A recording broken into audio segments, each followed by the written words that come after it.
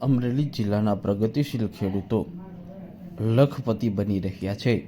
અમરેલી જિલ્લાના બાબરા વિસ્તારમાં મોટાભાગના લોકો પરંપરાગત ખેતીની સાથે બાગાયતી ખેતી કરી રહ્યા છે। મિશ્ર પાકની ખેતી કરી અને લાખો રૂપિયાની કમાણી કરતા હોય છે।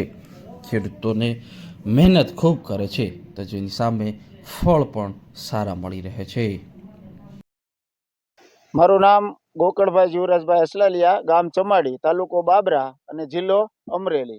હવે જામફળનું તમે પૂછો છો તો જામફળ મારી પાસે 20 વીઘાની અંદર જામફળનો બગીચો છે અને લગભગ એની ઉંમર 5 થી 6 વર્ષની થઈ છે અને 2016નું વાવેતર છે।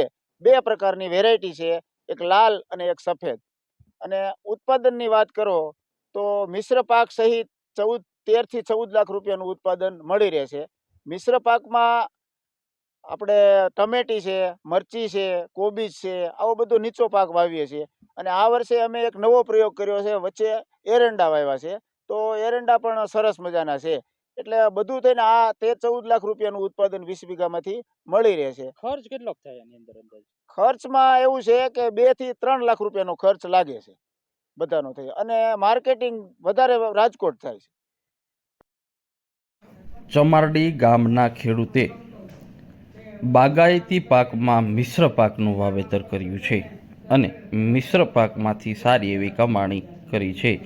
જ્યારે અમરેલી જિલ્લાના ખેડૂતો બાગાયતી પાક સાથે મિશ્ર પાક કરી અને લાખો રૂપિયાની કમાણી કરી રહ્યા છે।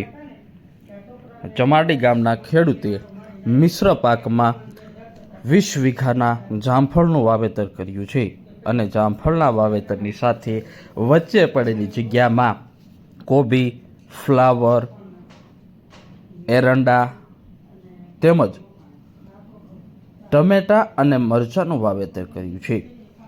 સાથે જ અન્ય બાગાયતી પાકનું પણ હાલ વાવેતર શરૂ કરવામાં આવ્યું છે।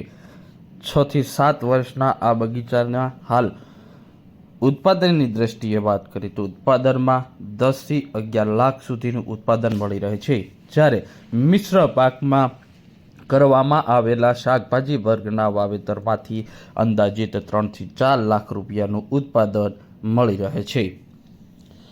પિંક તાઇવાન અને રેડ ડાયમંડ નામની વેરાયટીનું જામફળનું વાવેતર કરવામાં આવ્યું છે અને હાલ જામફળનું વેચાણ રાજકોટ, ગોંડલ તેમજ અલગ અલગ વિસ્તારોની અંદર કરવામાં આવી રહ્યું છે અને હાલ જામફળના 40 થી 80 રૂપિયા સુધી ભાવ મળી રહ્યા છે, જેથી ખેડૂતને વાર્ષિક 13 થી 14 લાખની કમાણી થઈ છે।